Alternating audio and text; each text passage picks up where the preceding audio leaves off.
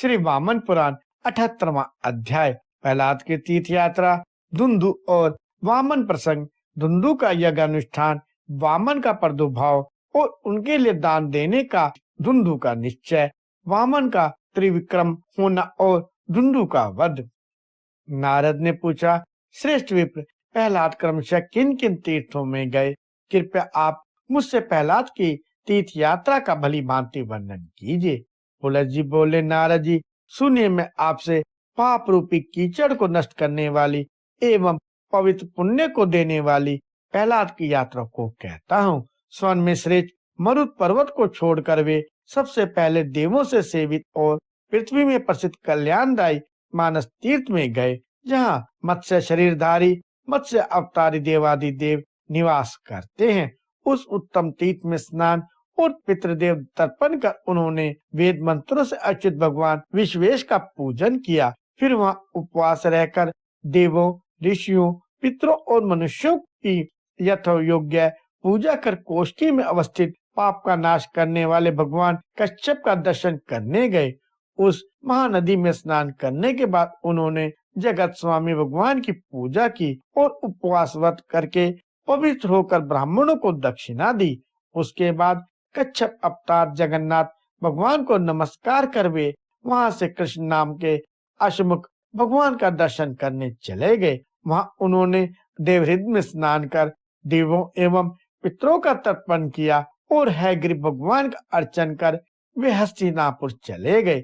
वहां स्नान करने के बाद चक्रपाणी विश्वपति गोविंद देव की विधि से पूजा करने के बाद वे यमुना नदी के पास पहुंच गए।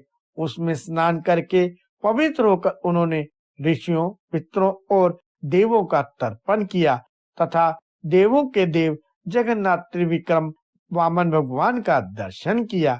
नारद जी ने पूछा, इस समय जगत स्वामी भगवान विष्णु तीनों लोकों को आक्रांत करने वाले विशालतम देह धारण करेंगे और बलि को बांधेंगे, तो वे भगवान विष्णु पहले समय भी कैसे त्रिविक्रम हुए थे और उस समय उन्होंने किसका बंधन किया था, यह मुझे बतलाइए। पुलह जी बोले, नारद जी वे त्रिविक्रम भगवान कौन है, कब हुए और उन्होंने किसको ठगा, यह सब जो आपने पूछा है उसे मैं कहता हूँ। आप सुनिए। धनु के गर्भ से उत्पन्न अत्यंत बलवान एवं पराक्रमी धुंधु नाम से प्रसिद्ध कश्यप का एक औरस पुत्र था। नारद जी उस दैत्य ने तपस्या से वरदानी ब्रह्मा की आराधना करके उनसे इंद्र आदि देवताओं से अपने को आबद्ध होने की याचना की। उसकी तपस्या से प्रसन्न होकर कमल योनि ब्रह्मा जी ने उसे वह वांछित वर दे दिया। उसके बाद वह बलवान धुंधु स्वर्ग में चला गया। चतुर्थ कलयुग के आदि में हिरण्याकशिपु के वर्तमान रहते समय धुंधु इंद्र से देवों को जीतकर स्वयं इंद्र बन गया। उस समय धुंधु का आश्रय लेकर बलवान दैत्य हिरण्याकशिपु मंदर पर्वत पर स्वच्छंदता से विचरण कर रहा था। दैत्यगण भी स्वच्छंदता से स्वर्ग में विचरण करने लगा। इससे सभी देवता दुखी होकर ब्रह्मलोक में जाकर रहने लगे। तब देवताओं का ब्रह्मलोक में रहना सुनकर धुंधु ने दैत्यों से कहा, दैत्यों, इंद्र से देवों को जीतने के लिए हम लोग अब ब्रह्मलोक चले। धुंधु का वचन सुनकर उन दैत्यों ने कहा, लोकपाल, हम लोगों में वह गति नहीं है जिससे पितामह ब्रह्मा के लोक में जा सके। वहां का मार्ग बहुत दूर एवं बिहड़ है। यहाँ से हजारों योजन दूर महिषों से सेवित मह नाम का लोक है। उन ऋषियों की सहसा दृष्टि पड़ते ही समस्त दैत्य जल जाते हैं। उससे भी आगे कोटि योजन दूर जन नामक एक लोक है, जहाँ गो माताएं रहती हैं। माँ सुरेंद्र, उनकी धूलि भी हम लोगों का विनाश कर सकती है। उसके बाद 6 करोड़ योजन की दूरी पर तपस्वियों से भरा तप लोक है। असुर राज वहाँ श्रेष्ठ साध्यगण रहते हैं। उनका निश्वास वायु असहनीय है। उसके बाद 30 करोड़ योजन की दूरी पर हजारों सूर्य के समान प्रदीप्त सत्य नाम का लोक है। वह लोक उन्हीं भगवान का निवास स्थल है जिन्होंने आपको वर दिया था, जिनकी वेद ध्वनि सुनकर देवता आदि विकसित हो जाते हैं तथा दैत्य और उनके समान धर्म वाले संकुचित मलान हो जाते हैं। अतः महाभाव धुंधु, आप ऐसी बुद्धि ना करें। क्योंकि ब्रह्मलोक मनुष्य एवं दैत्यों के लिए सदैव आगम्य है। उनकी बात सुनकर भी देवों को जीतने के लिए ब्रह्मलोक जाने की इच्छा करने वाले दुंदु ने दानवों से फिर कहा, दानव श्रेष्ठों, वहां कैसे और किस क्रम से जाया जा सकता है? इंद्र देवों के साथ वहां कैसे पहुंचे? दुंदु के पूछने पर उन श्रेष्ठ दानवों ने कहा, हम लोग उस कण को तो नहीं जानते, किंतु शुक्राचार्य उसको निसंदेह जानते हैं। दैत्यों का वचन सुनकर दुंदु ने दैत्यों के पुरोहित शुक्राचार्य जी से पूछा, आचार्य जी, किस कर्म को करने से ब्रह्मलोक में जाया जा सकता है? पुलह जी कहते हैं, कलिप्रिय, उसके बाद दैत्यों के गुरु श्रीमान शुक्राचार्य ने उससे वृषशत्रु इंद्र का चरित्र कहा। उन्होंने कहा, दैत्येंद्र, पहले समय में इंद्र ने 100 पवित्र अश्वमेध यज्ञ किए थे, इसी से वे ब्रह्मलोक गए। शुक्राचार्य के उस वाक्य को सुनकर बलवान दानपति ने अश्वमेध यज्ञ करने की उत्कट इच्छा की। उसके बाद दैत्यों के गुरु को और अच्छे दैत्यों को बुलाकर उसने कहा, मैं दक्षिणा सहित अश्वमेध यज्ञों का अनुष्ठान करूंगा, इसलिए आओ हम लोग पृथ्वी पर चले और राजाओं को जीतकर इच्छा अनुकूल सामग्री एवं विधि से पूर्ण अश्वमेधों का अनुष्ठान करें। निधियों को बुलाओ और गुहाकों को आदेश दे दो और ऋषियों को आमंत्रित करो। हम लोग देविका के तट पर चलें। वह पुनीत उत्तम नदी कल्याणदायिनी तथा ससिद्धि कारणी है।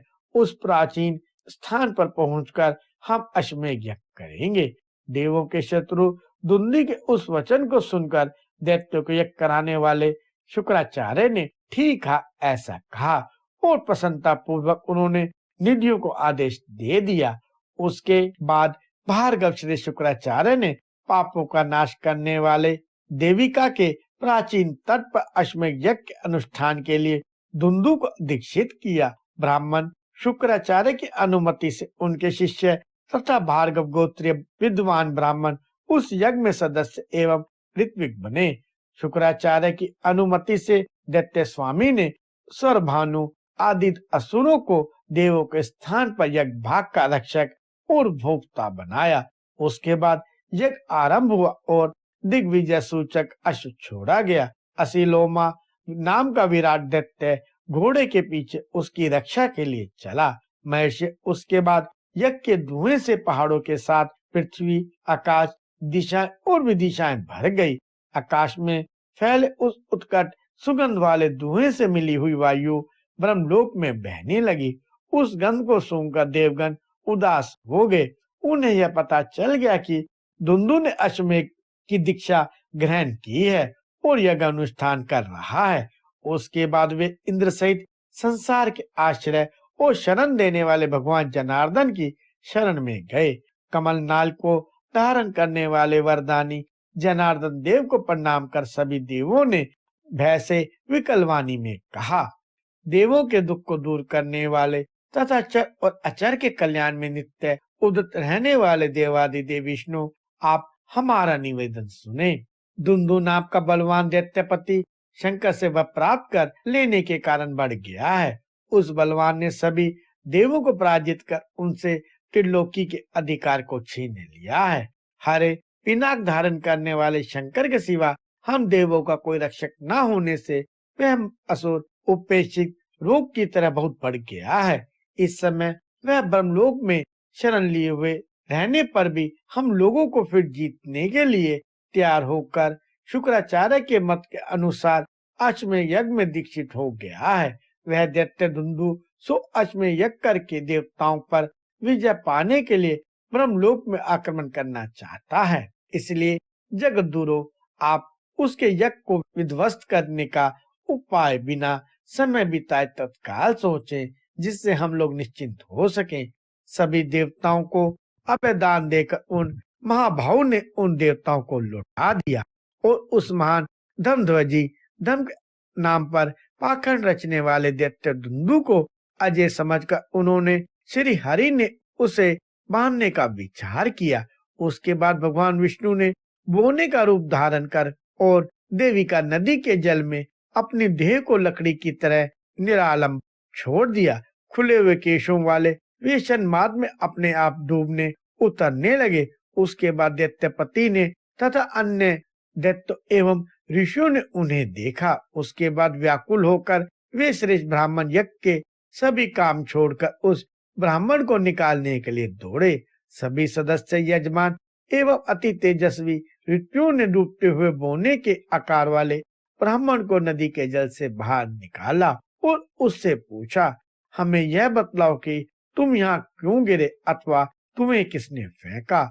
उसने उनके वचनों को सुनकर बार बार कांपते हुए धुंधु आदि से कहा, आप लोग इसका कारण सुने। वरुण गोत्र में उत्पन्न प्रभास नाम के एक ब्राह्मण थे। वे सभी शास्त्रों के तात्पर्य को जानने वाले और बुद्धिमान थे। उनके दो पुत्र उत्पन्न हुए।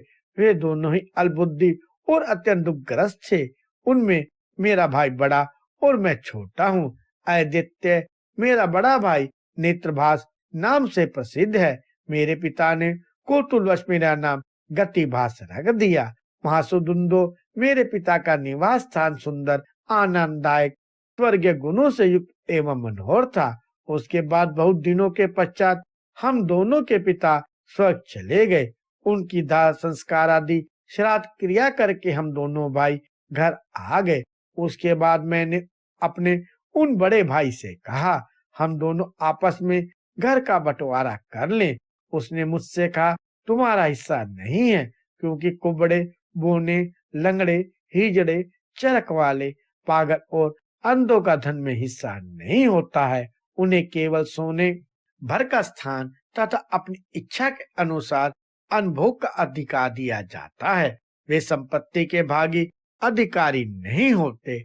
ऐसा कहने पर मैंने उससे कहा कि अपने पिता के घर के धन के आधे भाग का अधिकारी मैं किस न्याय से और क्यों नहीं हूँ। ऐसा अभिप्राय पूर्ण वाक्य कहने पर क्रोध में आकर मेरे भाई ने मुझे उठाकर इस नदी में फेंक दिया। मुझे इस नदी में तैरते हुए 1 वर्ष का समय बीत गया। अब आप लोगों ने यहाँ मेरा उद्धार किया है। प्रेमी बांधवों के समान यहाँ उपस्थित आप लोग कौन है तथा यह केले दीक्षित इंद्र के समान यह महाबलशाली कौन है।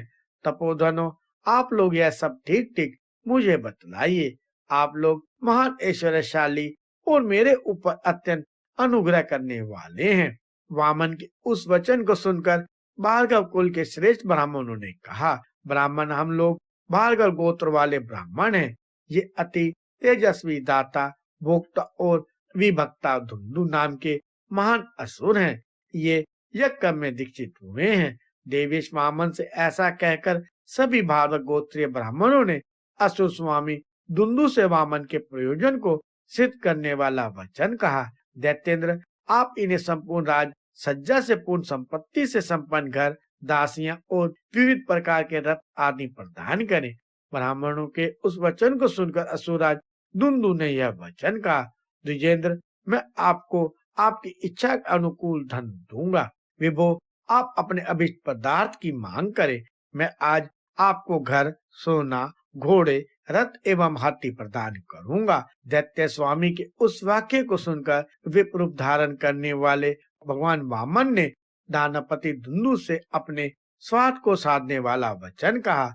सहोदर भाई ने जिसकी पैतृक संपत्ति को ले लिया और उस असमर्थ को जो कुछ मिलेगा उसे क्या कोई दूसरा नहीं छीन लेगा। महाभाव, आप दिए हुए की रक्षा करने में समर्थ श्रेष्ठ ब्राह्मणों को दासी, दास, नौकर, घर, रत्न और अच्छे वस्त्र दें। दैत्येंद्र, मुझे तो मेरा परिमाण देखकर केवल 3 बग भूमि ही दे दे।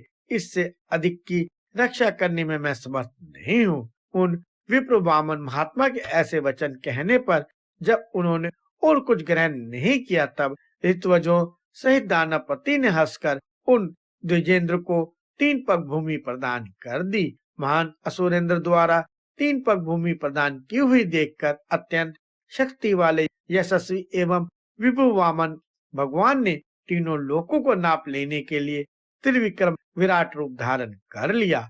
विशाल रूप धर लेने के बाद उन्होंने दैत्यों का वध कर ऋषियों को प्रणाम किया और प्रथम पादन्यास में ही पर्वत, सागर, रत्नों की खान एवं नगरों से युक्त पृथ्वी को नाप कर ले लिया।